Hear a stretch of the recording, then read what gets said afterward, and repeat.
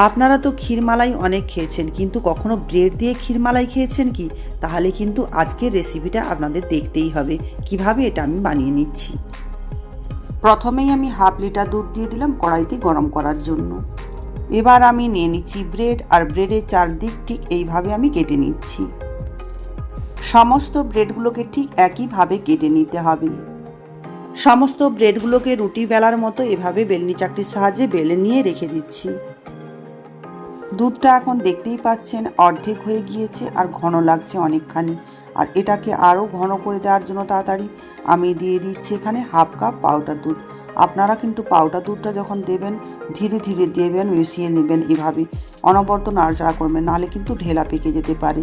আর নাহলে জল দিয়ে একটু মিশিয়ে নিয়ে আপনারা পাউডার দুধটা দিয়ে দিতে পারেন। আর এখানে আমি দিয়ে দিচ্ছি দেখুন চিনি হাফ কাপ মতো। চিনি মিষ্টিটা আপনারা যে যেমন খান সেভাবেই দিতে পারেন, এটা একটু বাড়িয়েও নিতে পারেন আপনারা। ক্ষীরটা এরকম ঘন হয়ে যেতেই তারপর গ্যাসটা বন্ধ করে দিয়ে ক্ষীরটা কড়াই থেকে নামিয়ে নিলাম। আর ওই কড়াইতেই দিয়ে দিচ্ছি হাফ লিটার আবারও দুধ। দুধটা একটু গরম হয়ে যেতেই দিয়ে দিচ্ছি একটু কেশর। দুধটাকে ঘন করার জন্য ঠান্ডা জলে মিশিয়ে নিচ্ছি 3 চামচ কাস্টার্ড পাউডার। তারপর এটাকে গুলিয়ে নিয়ে দুধটা দেখুন একটু কমে যেতেই ওখানেই ঢেলে দিচ্ছি কাস্টার্ড পাউডার গোলানো জলটা। আপনারা এখানে এর পরিবর্তে কিন্তু কর্নফ্লাওয়ার পাউডারও দিয়ে দিতে পারেন। এটা 1 মিনিটের মধ্যেই কিন্তু রেডি হয়ে যাবে। আর ওপর থেকে দিয়ে দিচ্ছি ছোটো এলাচের গুঁড়ো, আর দিচ্ছি 3-4 চামচ মতো কনডেন্স মিল্ক। এখানে কোনো চিনি দিচ্ছি না, কারণ কনডেন্স মিল্ক দিচ্ছি। আপনাদের কাছে যদি কনডেন্স মিল্ক না থাকে তাহলে আপনারা একটু চিনি দিয়ে দিতে পারেন। এখানে মালাইটা এখন রেডি হয়ে গিয়েছে, একটা পাত্রে কিন্তু এটাকে রেখে নিচ্ছি একটু ঠান্ডা করার জন্য। আর এদিকে ক্ষীরের পুর ভরে দেখুন ব্রেডটাকে এইভাবে রোল করে নিচ্ছি। সমস্ত ব্রেডগুলোকে রোল করে নিয়ে একটা পাত্রের মধ্যে রেখে নিচ্ছি।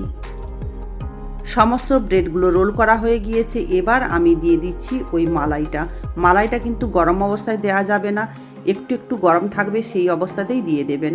বেশি গরম যদি দিয়ে দেওয়া হয় তাহলে কিন্তু ব্রেডগুলো গলে গলে যাবে, একদম ভেঙে যাবে, তখন কিন্তু গোটা উঠাতে পারবেন না আপনারা। এবার ওপর থেকে একটু ড্রাই ফ্রুট দিয়ে সাজিয়ে দিলাম। তারপর এটাকে ফ্রিজের মধ্যে রেখে দেবো। একদম ঠান্ডা ঠান্ডা অবস্থাতেই কিন্তু এটা খেলে ভীষণই ভালো লাগে।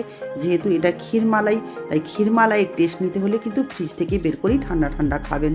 হঠাৎ করে মিষ্টি খাওয়ার ইচ্ছে হলে বাড়িতে কিন্তু খুব সহজে এই ডেজার্টটা বানিয়ে নিতেই পারেন আপনারা।